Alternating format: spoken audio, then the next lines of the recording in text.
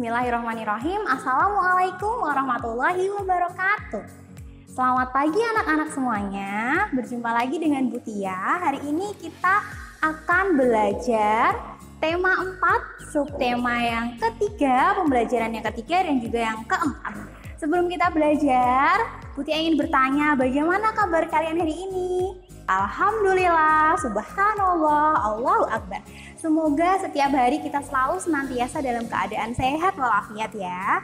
Yuk sebelum kita belajar, kita mulai pembelajaran kita hari ini dengan membaca basmalah bersama-sama. Bismillahirrahmanirrahim. Nah, setelah ini kita akan belajar di pembelajaran yang ketiga dan keempat. Maka anak-anak semua boleh membuka buku tematiknya di halaman 110. Di situ ada sebuah teks bacaan yang berjudul Panen Rambutan. Iya, Lani berkunjung ke rumah Beni. Di rumah Beni sedang panen rambutan. Beni ingin membagi hasil panennya kepada tetangga. Setiap hari tetangga selalu melihat buahnya. Setiap hari juga ada tetangga yang ikut membersihkan daun yang gugur dan berterbaran. Sebaiknya tetangga ikut menikmati hasil panen. Pada hari itu hasil panen Beni sebanyak 500 buah rambutan. Banyak sekali ya. Ayah menyarankan tetangga dekat didahulukan. Setiap tetangga harus mendapat rambutan yang sama banyak. Ayah meminta Lani membantu Beni. Mereka bekerja sama dengan gembira. Jadi di teks tersebut tadi diceritakan tentang apa? Iya, betul sekali, tentang panen rambutan di rumahnya Beni. Jadi di rumah Beni itu sedang panen rambutan. Rambutannya panennya tadi ada berapa? Ya betul, ada 500 buah. Kemudian ayahnya menyarankan untuk membagi-bagikan ke tetangganya. Tapi Beni harus mengingat tetangga yang dekat dulu yang didahulukan. Nah, sekarang di halaman 111 di situ ada sebuah pertanyaan, yaitu sebutkan kalimat yang menunjukkan saran setelah kita membaca teks bacaan panen rambutan tadi. Ayo, yang mana kalian boleh mencatat atau menggarisbawahi di buku kalian masing-masing mana yang menunjukkan kalimat saran. Nah, betul sekali. Sarannya tadi ya, ayah menyarankan tetangga dekat didahulukan. Kalimat sarannya berarti seperti apa? Sebaiknya Beni mendahulukan tetangga dekatnya dulu. Seperti itu juga boleh.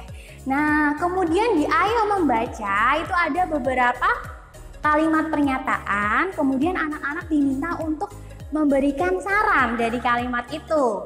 Yang pertama ada Beni ingin membagi rambutan kepada tetangga.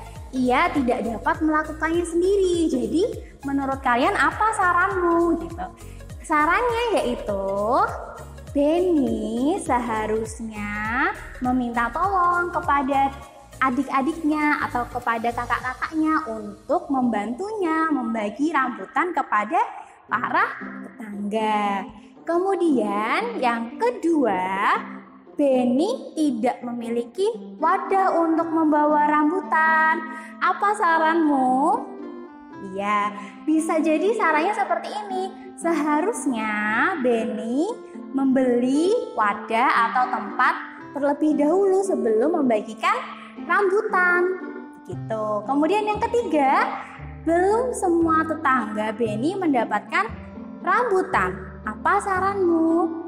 Nah, berarti sarannya adalah sebaiknya Beni membagikan rambutan kepada semua tetangga atau kepada tetangga yang terdekat seperti itu. Sudah jelas ya tentang kalimat saran.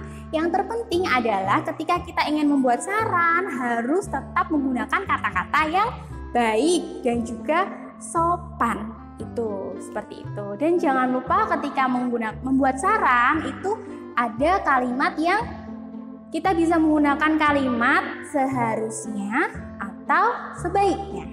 Itu ya yang diingat-ingat ya. Sudah paham ya tentang kalimat saran? Sekarang silahkan kalian buka di halaman 112. Di situ ada Lani membantu Benny menghitung buah rambutan yang tersedia. Tadi ada 500 buah. Berapa banyak tetangga yang akan diberi? Berapa buah yang akan diterima setiap tetangga? Nah, jawabannya adalah banyak tetangga dikali banyak buah rambutan, semuanya adalah 500 buah. Nah, bila Benny berbagi kepada 5 orang tetangga, berapa banyak masing-masing tetangga, berapa banyak masing-masing buah rambutan yang diterima oleh para tetangganya. Jadi ini kita belajar tentang kemungkinan perkalian ya. Kita umpamakan rambutan, kemudian tetangganya, dan juga berapa jumlah rambutan yang diterima oleh tetangga. Nah, tadi contoh yang pertama itu adalah bila ada 5 saja tetangga yang ingin dibagi rambutan oleh Benny, maka masing-masingnya akan mendapat berapa? Kita menggunakan cara porogapit. Jadi misalkan ada 500, kemudian kita porogapit dengan 5, itu berarti caranya 5 dibagi 5, kita tulis hasilnya di atas, yaitu berapa? 5 dibagi 5? Betul, 1. 5 dibagi 5 hasilnya adalah 1. 1 kita tulis di bagian paling atas. Kemudian 1 ini tadi kita kalikan. Kita kali 5. Jadi hasilnya adalah 5. Ya. Kemudian setelah itu kita kurangkan. Kita kasih garis, kita kurang. 5 dikurangi 5 hasilnya adalah berapa? Tapi ini masih ada sisa 02 di samping angka 500. Jadi 02-nya kita pindahkan ke atas. Jadi jawabannya adalah 100. Jadi ketika ada 5 orang tetangga yang dibagikan buah rambutan itu, maka masing-masing orang itu akan mendapatkan 100 buah rambutan. Ya, seperti itu ya. Kita belajar menggunakan porogapit. Kemudian ada beberapa kemungkinan yang lain yang bisa kalian coba. Misalkan ada 20 orang tetangga, kita coba, atau 25 orang tetangga, atau 50 orang tetangga, atau 100 orang tetangga. Seperti itu boleh. Tergantung kalian ingin menggunakan bilangan yang mana saja. Seperti itu ya. Kalian boleh mencobanya di rumah untuk belajar lebih lanjut lagi tentang kemungkinan dalam perkalian. Seperti itu ya. Nah, dalam hal ini berarti apa yang harus kita lakukan supaya pelajaran kali ini menjadi lebih mudah? Berarti mulai sekarang anak-anak sudah harus mulai menghafalkan lagi perkaliannya. Ya, kita lanjutkan lagi ya. Pelajaran selanjutnya itu adalah SPDP tentang gambar dekoratif. Kalian yang ini tidak perlu mengerjakannya karena Butia sudah memiliki nilai untuk gambar dekoratif kalian. Kita lanjutkan ke pembelajaran yang keempat. Silahkan dibuka bukunya terlebih dahulu. Nah, ayo sekarang kita buka bukunya di halaman 117. Di situ ada sebuah teks bacaan ya. Aku ingin lingkungan bersih. Edo sedang duduk di depan rumahnya. Ia melihat seorang anak yang tidak dikenal. Anak itu ingin mencoret-coret tembok tetangganya. Edo mengingatkan dengan santun agar tidak mencoret-coret tembok. Edo juga pernah mengingatkan tetangganya yang membuang sampah sembarangan. Dengan santun, Edo mengingatkan tetangganya untuk membuang sampah pada tempatnya. Edo ingin lingkungan tempat tinggalnya bersih. Ia melakukan sesuatu yang dapat ia lakukan. Ya, jadi ini ceritanya tentang Edo yang ingin menjaga lingkungan di sekitar rumahnya agar bersih. Jadi dia mengingatkan orang-orang untuk tidak membuang sampah sembarangan ataupun tidak mencoret-coret tembok sembarangan, seperti itu. Nah, mengingatkan teman yang melakukan kesalahan adalah kewajiban kita. Lakukanlah dengan cara yang santun. Nah, sekarang setelah kita membaca itu, amati kembali teks yang berjudul Aku Ingin Lingkungan Bersih. Kemudian kita tuliskan masalah dan penyelesaiannya pada tabel yang ada di bawah itu. Ya, jadi masalahnya yang pertama itu adalah Edo melihat ada orang yang mencoret-coret tembok di lingkungan sekitarnya. Nah, penyelesaiannya apa? Penyelesaiannya adalah kita ingatkan orang tersebut, sebaiknya kamu tidak mencoret-coret tembok di lingkunganmu karena itu akan merusak pemandangan, seperti itu.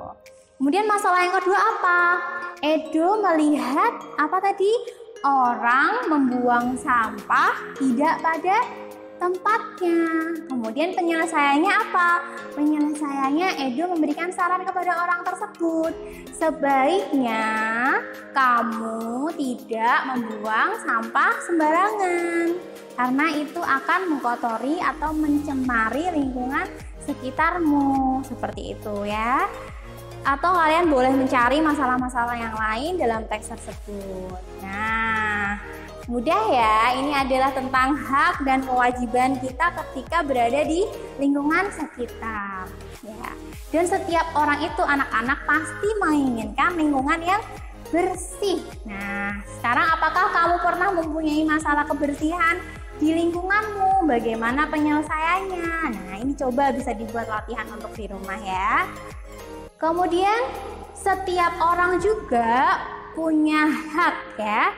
Tadi kita mempunyai kewajiban untuk menjaga lingkungan. Kemudian setiap orang itu karena apa? Karena setiap orang memiliki hak untuk mendapatkan lingkungan yang bersih. Setiap orang juga wajib menjaga agar lingkungannya itu tetap bersih. Bagaimana saja cara yang bisa kita lakukan agar lingkungan kita tetap bersih. Di halaman 120 itu ada sebuah tabel tentang lingkungan rumah yang bersih. Ada kewajiban dan ada hak. Kewajibannya kita kepada lingkungan kita ya yang pertama apa? Menyapu pekarangan. Kemudian haknya pekarangannya bersih ya. Kemudian kewajiban kita yang lainnya adalah membersihkan rumah. Haknya kita apa? Tinggal di rumah yang bersih ya. Dan lain-lain seperti itu ya. Yang penting kalian harus selalu mengingat kalau kewajiban itu adalah semua hal yang harus kita lakukan, segala sesuatu yang harus kita lakukan. Sementara hak itu adalah sesuatu yang harus kita terima, seperti itu ya. Kemudian kita dalam hidup bersama itu pastikan kita hidup bertetangga.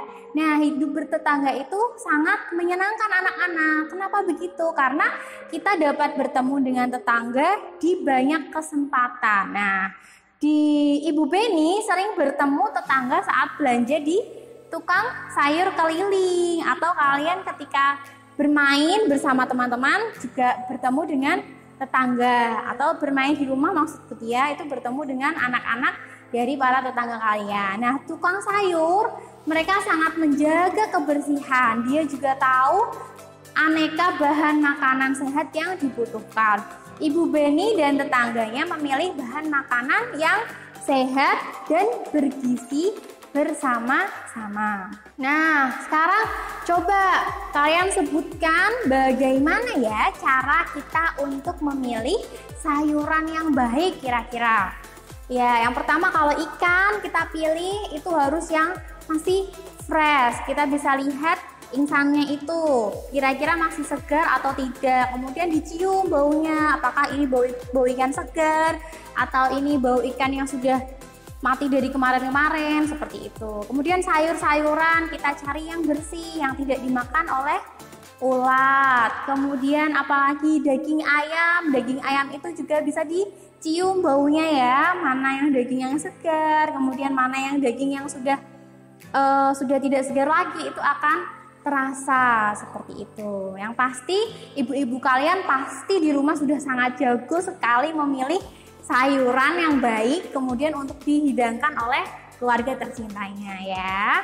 Jadi tidak ada salahnya anak-anak ketika kita di rumah itu kita membantu kedua orang tuanya kita, membantu ibu ke pasar, membawakan bahan belanjaannya, kemudian membantu memasak atau membantu ayah kita melakukan pekerjaan-pekerjaannya di rumah. Oke, Bu Tia harap kalian paham untuk pembelajaran kita hari ini ya. Jika ada pertanyaan boleh langsung ditanyakan. Ya, Bu Tia akhiri pelajaran kita hari ini. Kita membaca hamdalah bersama-sama. Alhamdulillahirabbil alamin.